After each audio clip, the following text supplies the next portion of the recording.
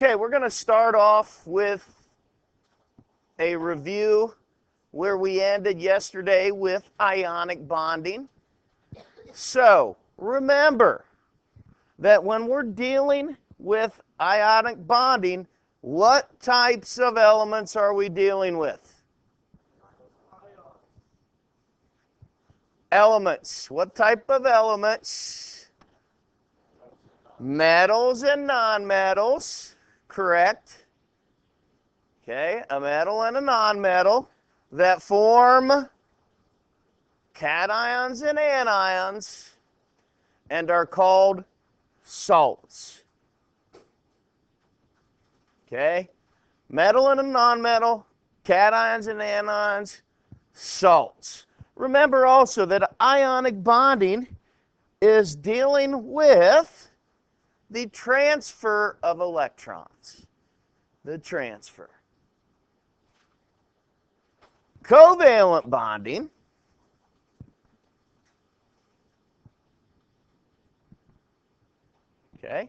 covalent bonding is dealing with the sharing of atoms, or excuse me, of electrons.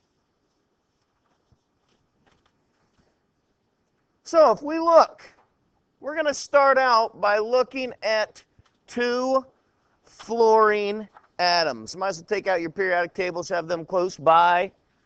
Okay?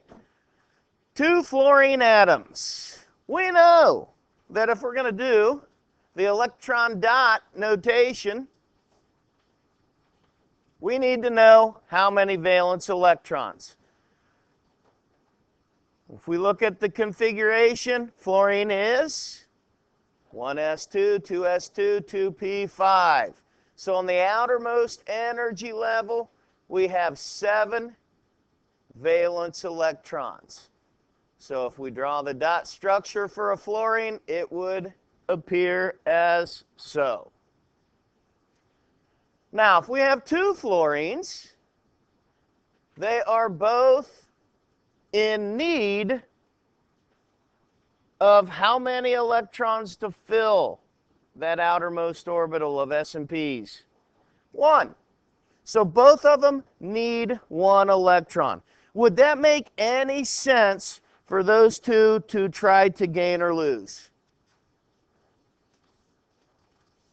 Okay? Well, obviously try to gain, okay? But where are they going to gain them from? Okay? If we just have the both of them. So, okay? That's what we just talked about. Each one is only 1 away. So, we look at the electronegativities. Fluorine has the highest electronegativity, correct? So, it is pulling, and if both fluorines are trying to pull for those electrons, nobody's going to win that tug of war. Okay? Could a fluorine pull an electron away from sodium? Yeah, because sodium wants to give it away, right? Okay? But however, fluorine trying to pull an electron away from another fluorine is not going to work. So, what we see happen is that pull right there, those two pulls will end up with a sharing of those electrons. So since both of those atoms have a strong ability to pull the valence electrons, the atoms pull together until they end up sharing the unpaired valence electrons.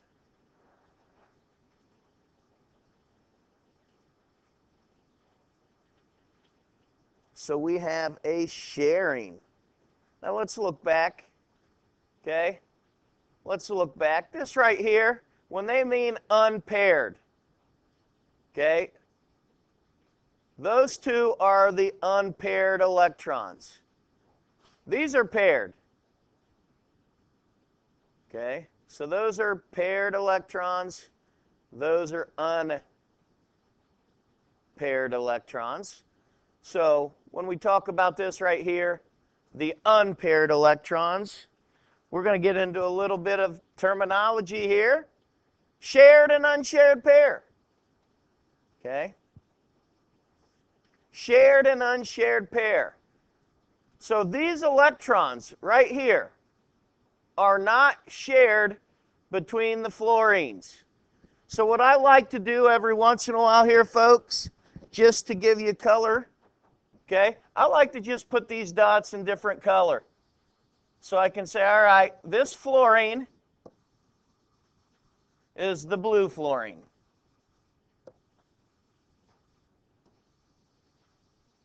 There are the blue fluorines, 7 valence electrons. And this fluorine is the red fluorine. And these are the 7 valence electrons of the red fluorine. I think every once in a while it helps out to see what's going on if we have different colors. So you might want to bring some different colors along with you so you can make these. But notice, this is an unshared pair of electrons of the blue fluorine. That blue fluorine is not sharing those electrons with anyone. Same with those, same with those. These are unshared pair of electrons of the red fluorine. And these electrons right here are shared between the red and the blue fluorine. So this is a shared pair of electrons. You're going to see later on in the week, I think it's Friday, when we talk about molecular geometry, how these things take their shapes. Okay, how they take their shapes depend on these electrons. So you're going to have to be able to say, okay, yes, this is an unshared pair, this is a shared pair. So if I'm looking at this fluorine right here, how many unshared pair of electrons does it have? How many unshared pair of electrons? 3, right? How many shared pair does it have? Just 1. Okay, that's going to come into play later on this week with molecular geometry. So it's important that you know the terminology, shared and unshared pair. Now, when we get into this orbital notation here, okay, if I draw the red fluorine,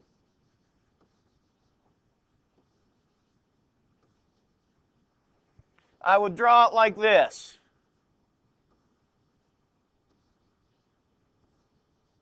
Correct? I have my 7 valence and the 2 others to make the 9 total for fluorine. If I would draw my blue fluorine, I would do as so. Now, why am I doing it like this? That part right there, just to review. Brooke?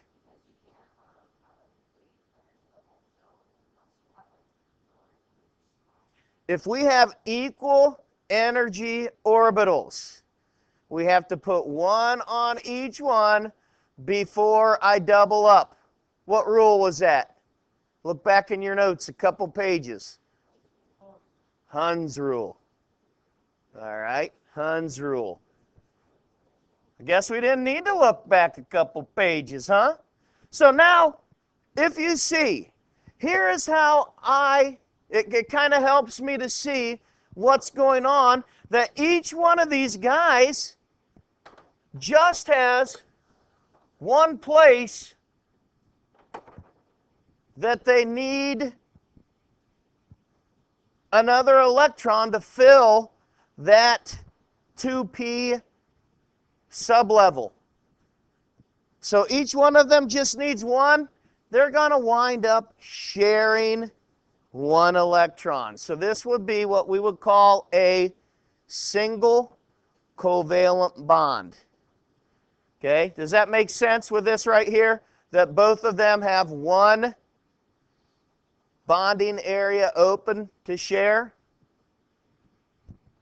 That is a single covalent bond.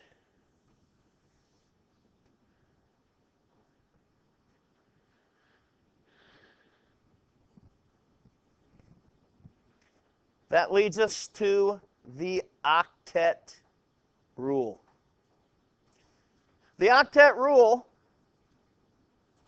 is just the fact that each of these fluorines will have an octet, or 8 valence electrons in their outermost energy level. Now, this is kind of like a Venn diagram, okay? Kind of like a Venn diagram where this is all for this fluorine, this area is all for this fluorine, but this middle area is shared by both fluorines, okay? So if you look, if I'm looking at just this circle right here, okay, if I look at just, and I'm going to keep consistent how we were doing before, if I look at just that blue circle right there, how many valence electrons does that fluorine have? 8, right? Fills its octet. If I look just at this fluorine, we'll keep him the red. If I look at just that fluorine, how many valence electrons does it have? 8. So it obeys the octet rule. Now, the very bottom line is an important terminology thing. If something is covalently bonded, we refer to them as molecules. So this would be a molecule of fluorine. Okay, a molecule of fluorine. Let me propose this question to you. Is there a difference between a molecule of fluorine and an atom of fluorine? What is the difference? Anyone? What is the difference? Kane?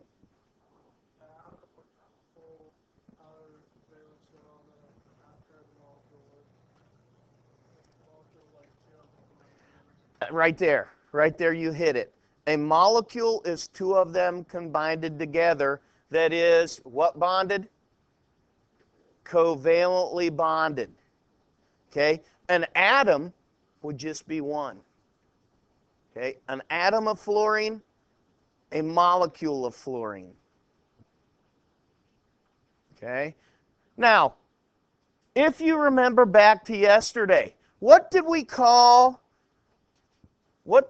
compounds that were ionically bonded? What did we call them? What did we name them? Well, salts was the generalized term. Okay? Salts was the generalized term, but that wasn't quite what I was looking for.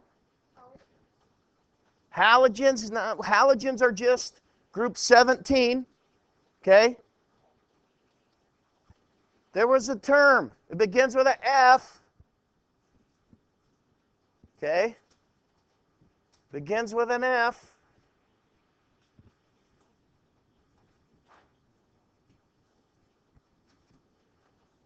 Go back, find it. Found it. You're on the right page.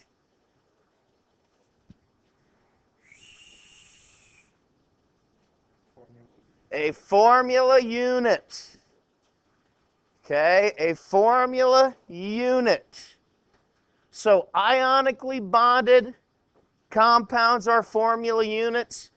Covalently bonded compounds are molecules. Okay, I can remember from way back when. Way back when that I had this, and this was on an actual quiz.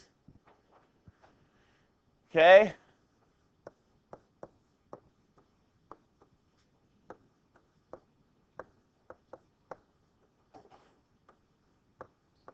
A molecule of hydrogen. Okay? What is that? Is that a molecule of hydrogen? No. A molecule of hydrogen is that. So, people missed this on the quiz because they interpreted a molecule of hydrogen to be an atom of hydrogen. Okay, so terminology. Terminology is important. It's important to know the difference between an atom and a molecule.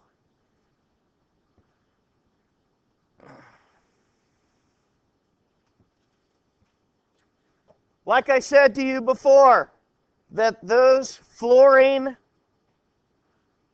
two fluorines were sharing one pair of electrons. We can represent that with a dash in between. Now notice, do you see any dots for electrons around this? No, this is just a different method to represent. So that dash right there represents a shared pair of electrons, and this would be a single covalent bond. One shared pair of electrons. Technically, are all of those unshared pairs still there? Yes. Could I draw the unshared dots in there? You will see it done that way also, folks. Okay, you will see this dash that has unshared pairs all around both of these fluorines. Okay, you will see it written and symbolized both ways. But the dash in the middle represents a shared pair of electrons of a single covalent bond.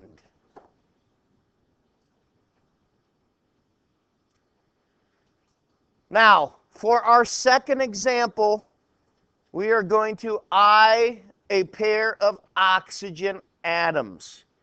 Let's talk about oxygen. What's the electron configuration of oxygen? Okay, what was it, Ethan? He2s2 2p4. Okay, you're doing the noble gas configuration. You kind of threw me a little bit there. He is going, okay. 1s2, 2s2, 2p4. So how many electrons does oxygen need to fill its valence level? 2. Okay? So we have 6 valence electrons. Each oxygen needs 2. Correct? Now, what we're going to see with oxygen is there's going to be a pull for different electrons. So right here is it's unpaired. This one is unpaired. These X's are just representing open sites. Okay, so don't get confused with the X's. Okay, but each one has 2 electrons that are unpaired. I like to write it like this, folks, because I see it better. I see it better here where I have my arrows. There's an oxygen with 6 valence. There's another oxygen.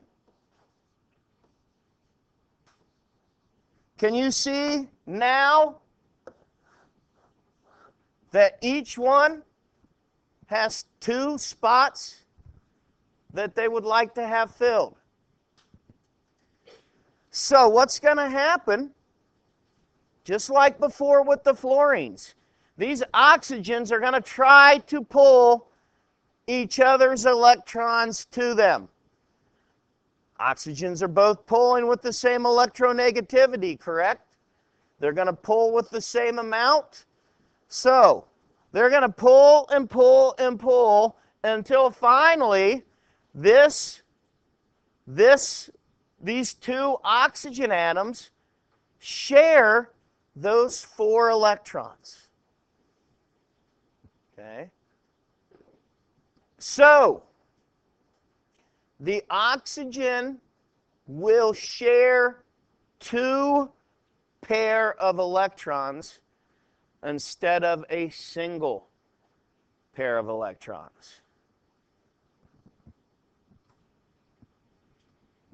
So when we get looking at this, when I switch my slide, well, that didn't work. Okay, when I get looking at this, you can see that the area right here has 4 electrons that are being shared between the 2 oxygen atoms. Now, do these dots look anything like our 1, 2, 3, 4, 5, 6, 7, 8? Okay? They do not, do they?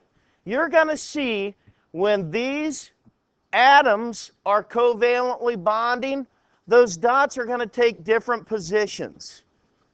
Okay? The dots are going to take different positions because of something that we call VSEPR. And we'll learn VSEPR later on the week when we talk about molecular geometry. But VSEPR is simply valence shell electron pair repulsion theory, that those electrons are repelling each other. They're all negative charges, aren't they? Do negatives attract? Do negatives attract? No. Opposites attract, not the same. So these negatives will be repelling each other. But let's look. Let's look here. If I look strictly at that oxygen, is it obeying the octet rule? Does that oxygen obey the octet rule? 4, 5, 6, 7, 8. Yeah. 4, 5, 6, 7, 8. What about this oxygen? Does it obey the octet rule? 4, 5, 6, 7, 8. Do both of them obey the octet rule? Yes. Yes. So we have another covalently bonded molecule here. And when we do so, we could write it using the dashes like we did before, right here, where the 2 dashes represent 2 pair of electrons that are being shared. Ladies and gentlemen, a double covalent bond, which we just typically refer to as a double bond. So if I were to ask you, how many electrons are shared in a double bond? You would tell me how many? How many electrons? 4. Good. Okay. How many pair of electrons? 2 pair, 4 electrons. Think back to the single bond now. How many electrons are shared in a single bond? 2 electrons. How many pair? 1 pair. Now, let's do some outside the bund thinking. How many electrons do you think are going to be shared in a triple covalent bond. 6 electrons. How many pair? 3 pair. All right. Now we're rolling. So let's look at a triple covalent bond. Notice this nitrogen has how many openings? 3, right? I'm looking over here. Here is a pair of electrons. Here's one, here's one, here's one. They each could hold one more. Same with that nitrogen. So, as I'm looking at nitrogens and drawing them out in my arrow form, 1s2, 2s2, 2p, 3. Same with this green nitrogen. Can you see? Can you see that area right there? Can you see that area right there? Where there are 3 of them. So each one of these nitrogens are going to be pulling at the other nitrogen's 3 electrons. So the green nitrogen here is going to be pulling for those red arrows. The red nitrogen here is going to be pulling for those green arrows. They're going to pull and pull and pull, but nobody wins. Nobody wins. The electronegativities are so close. Actually, these electronegativities are identical, right? Because it is the same atom we're dealing with, the same element. So they're going to pull and pull until finally they end up sharing the 3 pair of electrons. When they share those 3 pair of electrons, we are going to see a triple covalent bond where the 3 dashes mean that each one of those is a shared pair of electrons. Okay, so 3 shared pair of electrons, 6 total electrons. Now, let's talk about octet. Let's talk about octet. Okay, here is nitrogen. Here is nitrogen. Does blue nitrogen right here obey the octet rule? Remember that all 6 of these are being shared. So 6 and 2 is 8. What about 6 and 2? That's also 8. So is the octet rule obeyed? Yeah, absolutely. Absolutely. Now, here's the question. Here's the question. Can there be a quadruple covalent bond? Okay. Could there be a quadruple? Kane says, why not? Okay. Well, the answer is no. We cannot. Why? Because moving 4 pair of electrons between 2 atoms is not a stable condition. So, that will not occur. So we can have single, we can have double, we can have triple covalent bonds. We do not have quadruple. We do not have quadruple. Now, as I'm looking at this, Okay?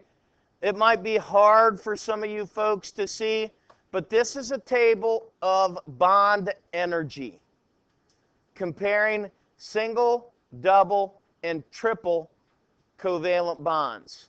Now, what I like to do is I like to compare. Okay? I like to compare.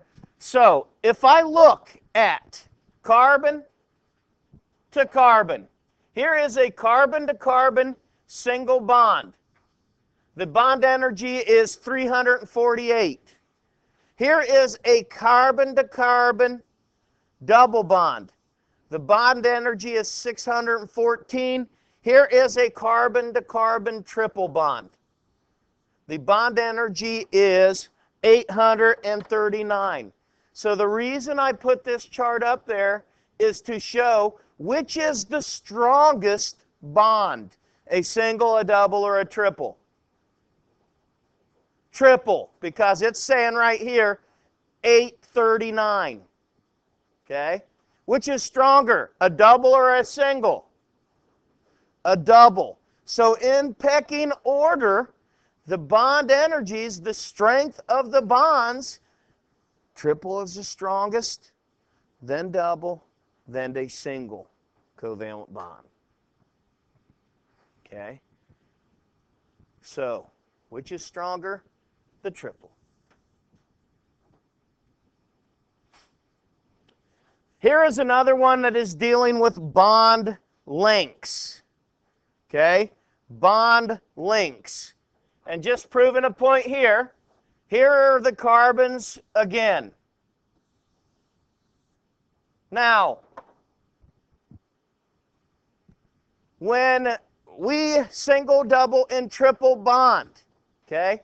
When we single, double, and triple bond, the single bond has a bond length of 154. Okay? The double has a bond length of 133. So, are those two atoms getting closer together? Are they getting closer together as we double bond? Yeah. And that makes sense because they're pulling more electrons. Right? They're trying to pull more electrons. Does it then make sense that when we triple bond, they get even closer? They get even closer because they are pulling at the different electrons. So the bond lengths, okay, as we single, double, and triple bond, they are getting closer and closer together. They meaning the two different nuclei of the atoms. In this case, we're talking about carbon atoms. The nuclei are being pulled closer and closer together as we bond more and more. So, the single bond will have the furthest away.